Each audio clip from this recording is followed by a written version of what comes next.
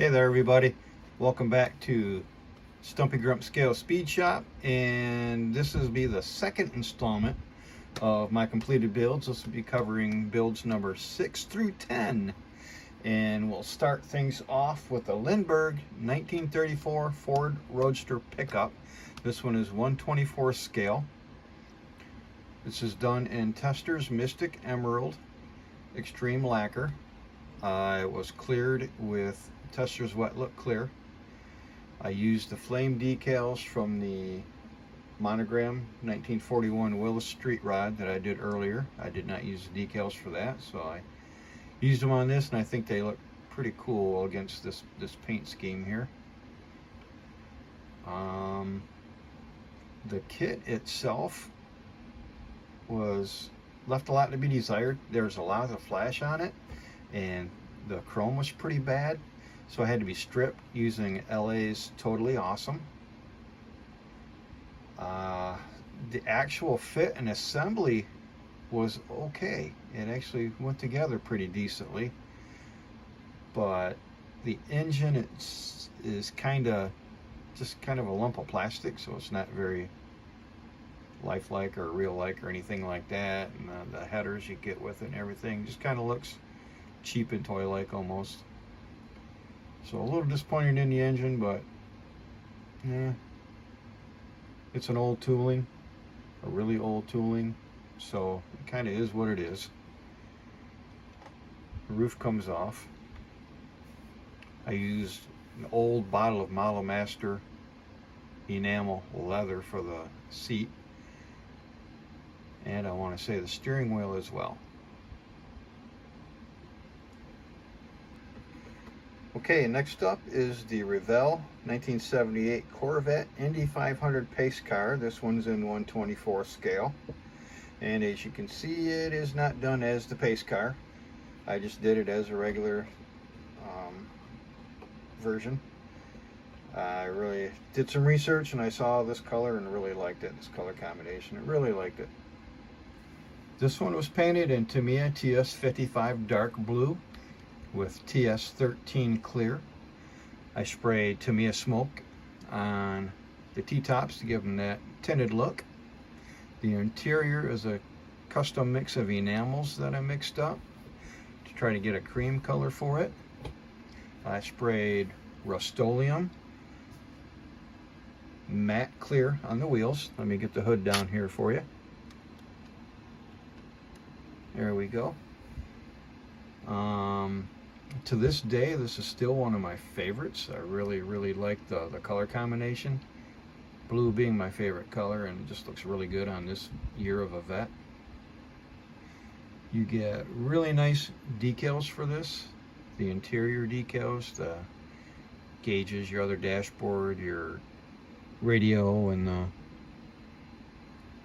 gear pattern indicator there. It's an old monogram kit. It's only got about 70 parts to it, but it is still a nice kit. Everything fits together great. And the only issue I had come across really was the front windshield was a little tricky to put in. Maybe just make sure check your fit before you get too far into this one. Made it look like the L82 with the decal on the little scoop there and everything else. I made the L82 license plates using the Acme license maker. And next up we have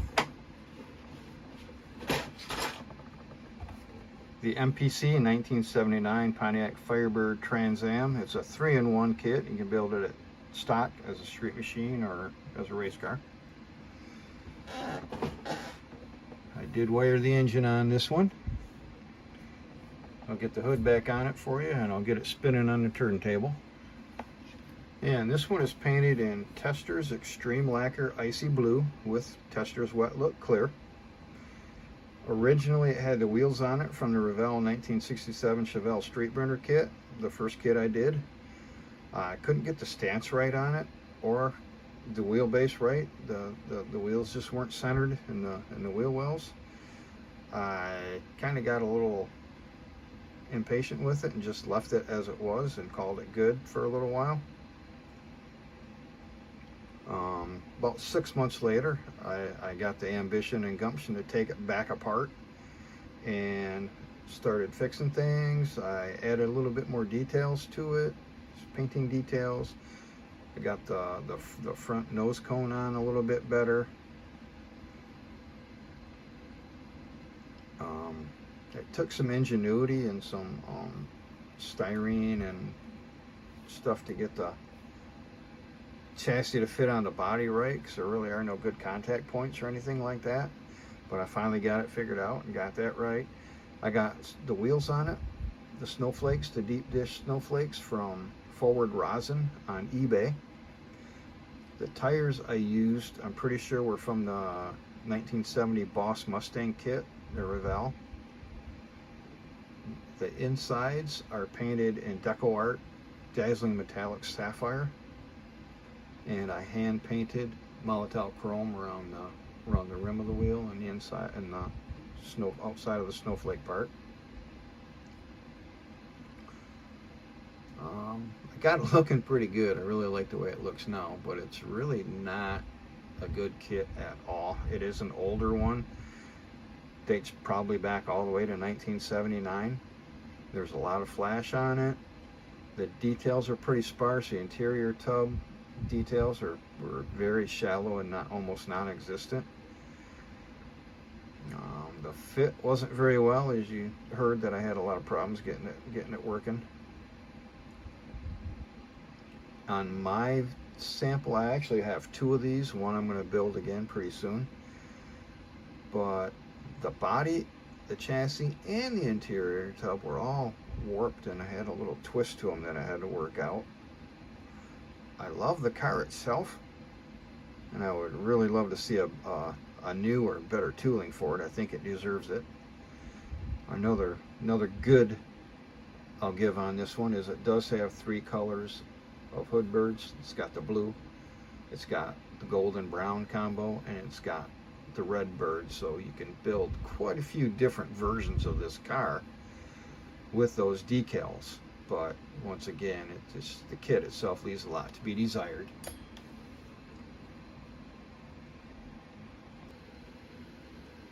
Up next is the Batmobile from the 1966 TV series, Batman TV series. This one is the snap together version of the Polar Lights Build Together kit, which includes the snap version and a glue together version, a much more detailed glue together version that I have not done yet. The snap together version as is was pre-painted and pre-striped. The black came with the black and the red stripes on it already. I did not do any of that. I did do the chrome trimmer on the windows.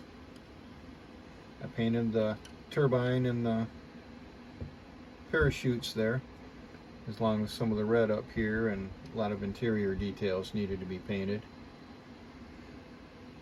But not much to this one. Pretty easy one. Not too bad for a snap together either. It all went together pretty well, and it'd be a nice little combination thing to do with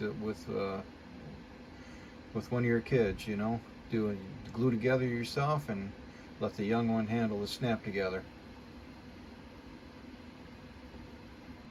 Okay, and we'll round out this segment, number 6 through 10, with the Revell Special Edition 1962 Corvette Roadster 2-in-1 1/25th scale kit.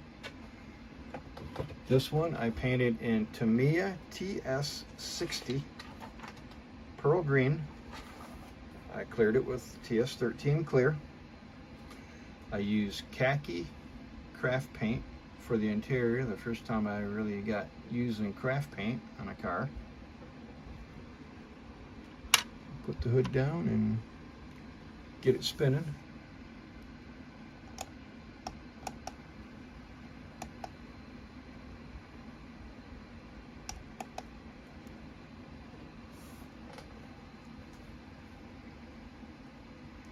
This one was built box stock.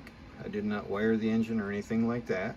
I used the optional oversized kit wheels and tires instead of the factory stock ones. I thought with this color it would just look a little better with the oversized wheels and tires on it. Really sharp color and color combination. I really like it. The kit itself is a really nice kit. Hardly any flash out at all on it. Lots and lots of details molded into the door panels and the dashboard and all that. It had 153 parts as the parts count, so that tells you the amount of detail that's in it. Very nice fitting overall. I don't recall having any problems putting this one together.